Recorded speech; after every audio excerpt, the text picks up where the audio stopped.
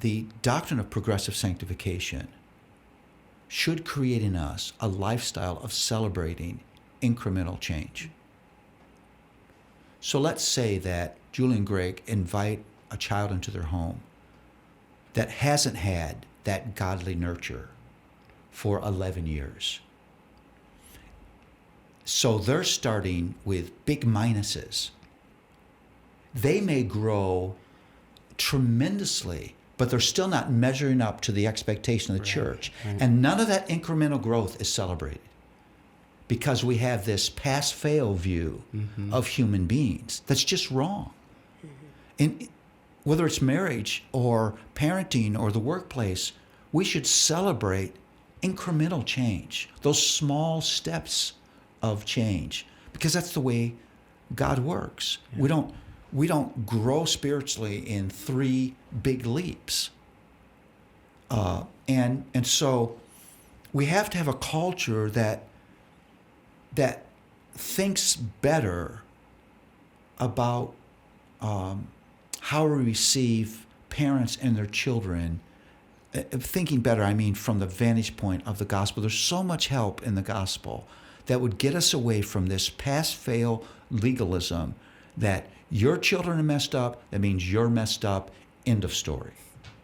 Or we're striving for an ideal. I often say we need to stop trying to conform into the ideal family and start loving our actual family. Who are the people God actually put in our life, and what does it look like to love them well, which means I throw formulas out, all my ideas of what the Bible says about a formula, and say, what are the principles of loving? What's wisdom look like here? What does education look like for this child? It's not going to look like for this child. And that's actually a lot harder. It's a lot easier to have a formula. Yeah. It's a lot harder to say, I want to parent by faith and wisdom and not define success as the world defines success. Mm. Success for me is just faithfully parenting my kids, and I let go of the outcome altogether. And that's utterly scary and utterly freeing, because I'm going to mess up on my job.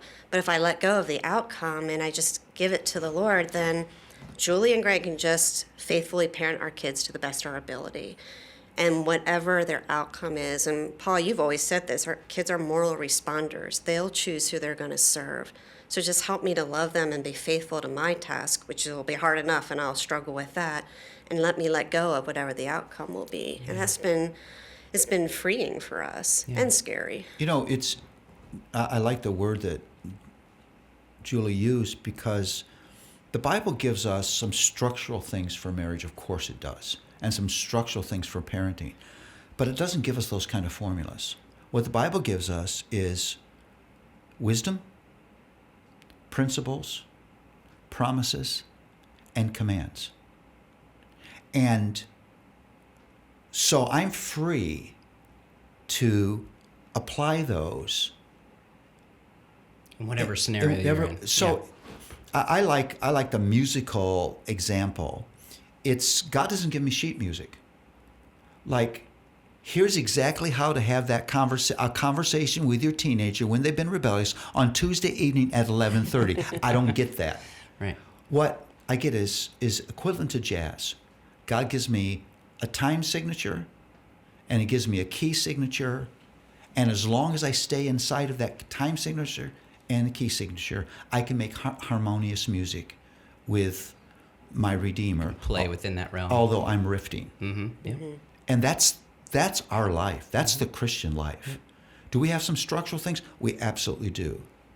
But basically, we're left with wisdom, principles, commands, and promises that then motivate us to do the things that we do. And you look at 3 homes, they will be doing those completely differently, and that's exactly the way it should be. Yeah, and that's terrifying because we want to run the formula. Right. We don't. Give me the sheet music. Give me the sheet music because I know exactly how to do it, but that's robotic. That's not natural. That's not human and God relationship.